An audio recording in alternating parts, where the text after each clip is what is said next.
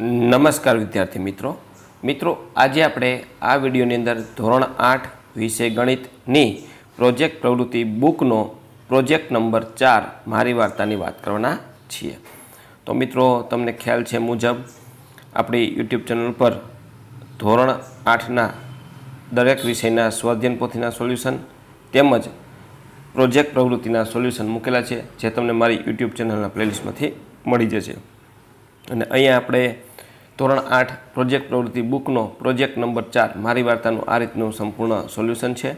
આવા જ સોલ્યુશન મેળવવા માટે આપણી ચેનલને સબસ્ક્રાઈબ કરો અને આ વિડીયો તમારા મિત્રો સાથે શેર કરો।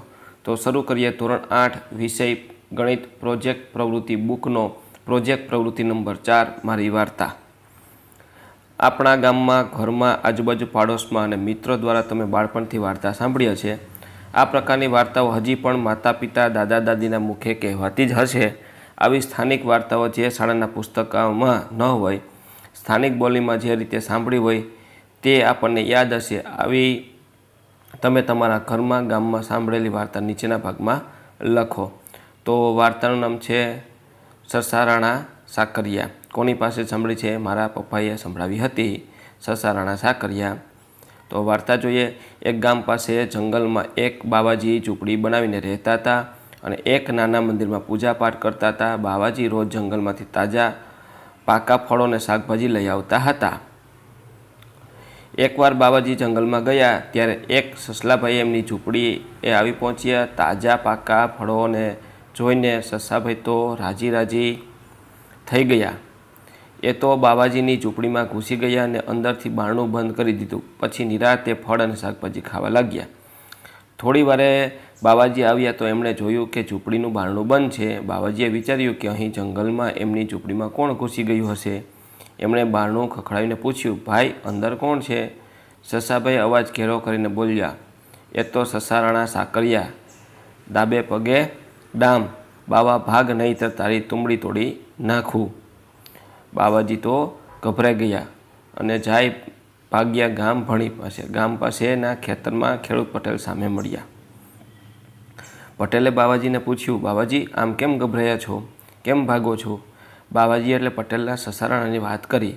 પટેલે કહ્યું, ચાલો હું તમારી સાથે આવું। પટેલ બાવાજીની ઝૂંપડીએ ગયા, બારણું ખખડાઈને પૂછ્યું, અંદર કોણ છે? સસાભાઈ અવાજ ઘેરો કરીને બોલ્યા, એ તો સસારાણા સાકરિયા, ડાબે પગે ડામ, ભાગ પટેલ નહીંતર તારી તુંબડી તોડી નાખું। પટેલ આવું કૌતુક ક્યારેય નહોતું જોયું એટલે એ પણ ગભરાયા અને ભાગ્યા। એમણે ગામના મુખીને બોલાવ્યા।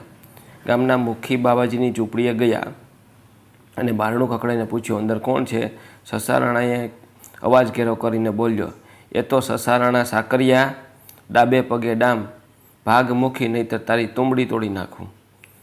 મુખી પણ ગભરાયા, બધા મૂંઝાયા કે વળી આ સસારાણા કોણ છે? આવો અવાજ કોનો છે? બધાએ બાવાજીને કહ્યું, તમે આ જે ઝૂંપડીમાં ન જાઓ, આજની રાત ગામમાં રહો।